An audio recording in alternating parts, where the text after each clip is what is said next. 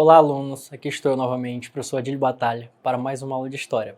A aula de hoje será sobre as diferentes formas de trabalho na história. Vocês vão entender por que diferentes formas de trabalho na história, em todo o período histórico em que a humanidade se encontra.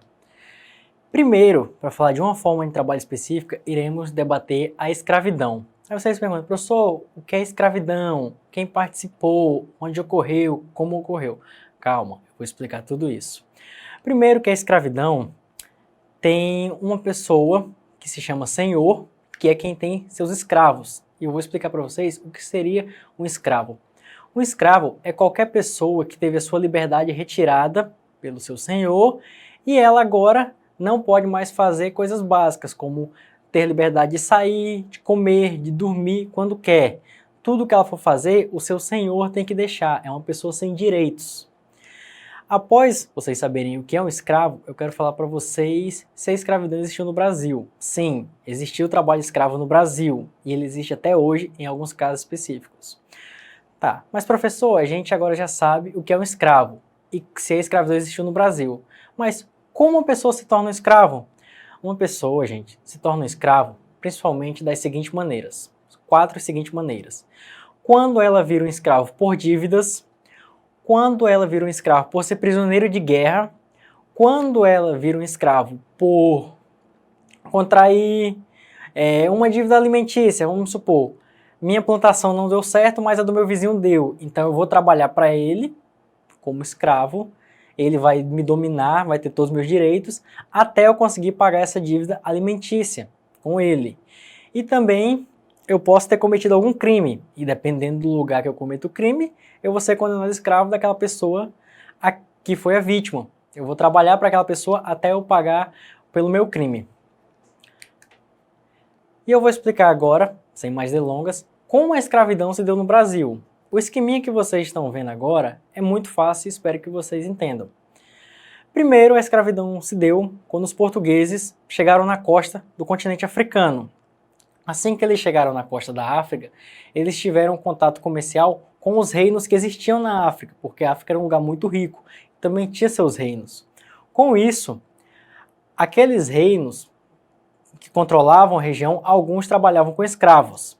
Então os portugueses ofereciam materiais para esses reinos, como armas, cachaça, vestuário, e trocavam por escravos. Cavalo também era muito usado, porque um cavalo europeu era muito importante para se utilizar em batalhas ou no cultivo, na agricultura. Após os europeus trocarem seus materiais pelos escravos, embarcavam esses escravos nos navios, que eram conhecidos como navios negreiros, por causa da presença dos escravos nele, e eles eram transportados até as Américas, principalmente a América do Norte e a América do Sul, principalmente o Brasil, especificamente. A América Espanhola, que era onde a Espanha detinha territórios, que hoje são os países conhecidos como Peru, Bolívia, Chile, Uruguai, não tinha tanta presença de escravos como na América Portuguesa, que era o Brasil. Os escravos, então, perdiam toda a sua garantia de vida, como moradia, família, e eram jogados nesse lugar novo, que era o Brasil. E quando eles eram jogados, eles já eram obrigados a sofrerem maus tratos na viagem e assim que chegavam, sendo vítima das maiores atrocidades possíveis, como irei demonstrar futuramente. E assim que os portugueses chegavam e esses escravos eram colocados, eles se preparavam para mais novas viagens, e assim todo esse ciclo se repetia. O tráfico negreiro, ele foi popularmente, ele durou entre o século XV e o século XIX. Foi o seu grande auge, o seu grande boom do tráfico negreiro. Os cativos eram capturados, como eu falei, os cativos, no caso, gente, são os escravizados, os escravos. Eles eram capturados e vendidos. E, como eu disse, eles eram trocados por materiais importantes para os reinos, como, por exemplo, o Reino do Congo, que detinha uma grande área e seus líderes faziam o comércio de escravos. Trocavam por cavalos, como eu disse, armaduras, mosquetes, que eram arma de fogo da época. Todo esse material era muito utilizado em novas guerras, que capturavam escravos. Como eu disse, escravos eram prisioneiros de guerra em sua maioria. Então, era um comércio que acontecia, uma verdadeira economia baseada na escravidão. O tráfico negreiro, gente, é importante salientar para vocês, foi responsável direto e indireto pela morte e pela destruição de várias famílias. Muitas vidas se perderam durante o processo de trazer os escravos à força, bem claro que nenhum queria vir, ninguém ia ser escravo de bom grado. Eles eram transportados à força, muitos se matavam na viagem porque morrer era melhor do que viver sendo escravo pelo resto da vida. E também muitos morriam depois de chegar nas novas terras, por não se acostumar, pelas doenças, pelo trabalho forçado e tudo mais.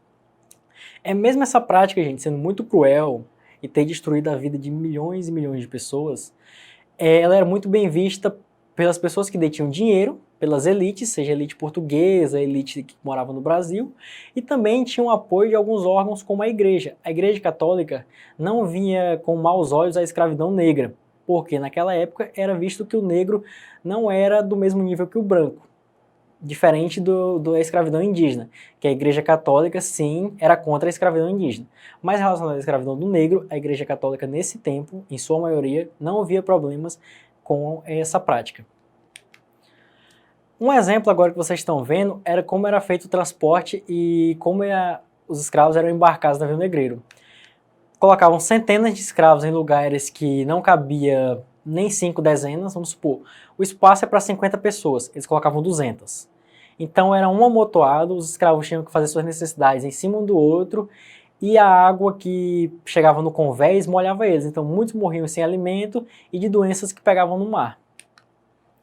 O tráfico negreiro, gente, a economia da escravidão, foi responsável, como eu disse, direto por enriquecer e manter a economia do Brasil. A economia naquela época brasileira se baseava especificamente da cana-de-açúcar, e os escravos eram a mão de obra barata utilizada durante a produção e o cultivo da cana-de-açúcar. Eles iam para os engenhos, que era onde era feita a produção da cana-de-açúcar, e trabalhavam 12, 16 horas por dia, sofrendo humilhações, violências físicas, violências psicológicas durante todo o período de trabalho, dia após dia, sem descanso. Todo esse processo ficou muito marcado na época e apareceram defensores dos escravos. Eles não eram a maioria, mas existiam sim pessoas que eram contra a escravidão já naquela época. Os latifúndios brasileiros, gente, vocês não sabem o que é latifúndio, eu vou explicar. O latifúndio é uma grande área de terra. Sabe quando você vai em direção a algum ramal e vê uma grande colônia com seus 50, 100 hectares? Isso é um latifúndio, uma grande propriedade de terra. E naquela época no Brasil era esse tipo de propriedade que era cultivada pelos senhores mais ricos. Eles tinham um latifúndio imenso de terra, muita terra, e também tinham muitos escravos para trabalhar. Então, quanto maior o latifúndio do dono da terra, mais escravos ele tinha e mais dinheiro ele ia ganhar com esses escravos trabalhando para ele. Tem duas cidades, gente, coincidentemente as duas primeiras capitais do Brasil, que é Salvador, Rio de Janeiro e a atual capital é Brasília. Vamos concentrar nas duas primeiras.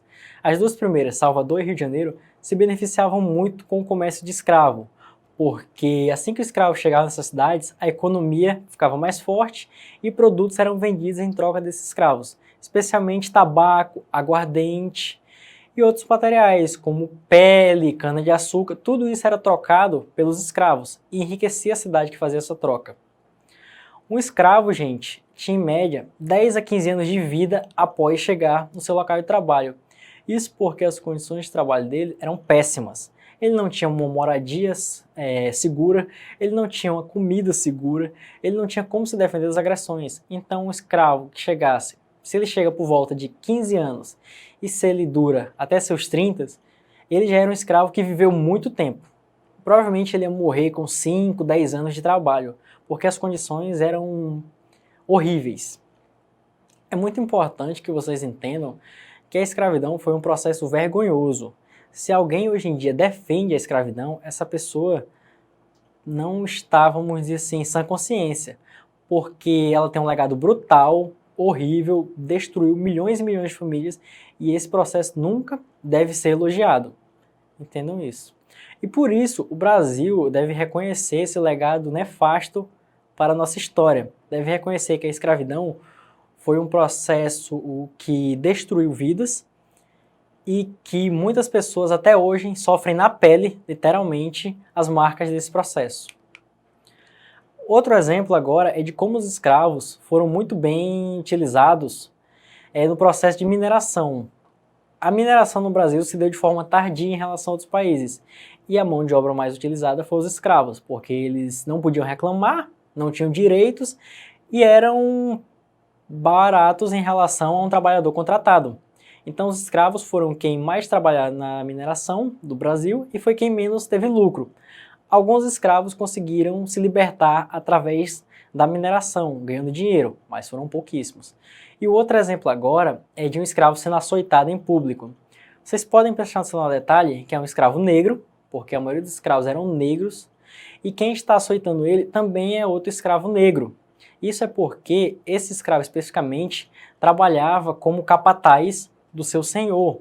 Então ele tinha a obrigação de açoitar, de machucar seus pares, os seus iguais, os outros escravos negros. Era uma posição muito ingrata, porque ele também sofria fazendo esse tipo de atitude e era mal visto pelos seus colegas. Chegando agora no nosso exercitando do dia, vamos debater uma questão que foi falada durante a aula. O tráfico negreiro, em sua maioria, foi realizado pelos portugueses, como eu disse, os quais traziam escravos do continente africano para as Américas. Até aí, nada de novo. Em qual período o tráfico negreiro teve seu boom, que foi falado? Foi no século X ao 20, no século 20 ao século 21? Talvez. Foi no século 3 ao século 5? Acho que não. Foi no século 15 ao 19? Pode ser. Ou foi do século 10 ao século 11? A única resposta certa teria que ser a letra C. Correto, gente? Do século 15 ao século 19. Foi quando o tráfico negreiro teve seu boom. Dando continuidade a nosso exercitando, como eu disse na aula, o tráfico negreiro foi importante para duas grandes cidades brasileiras. E quais seriam essas cidades que mais se beneficiaram com o comércio de escravos? As cidades foram em ordem: São Paulo e Manaus? Eu acho que não, gente.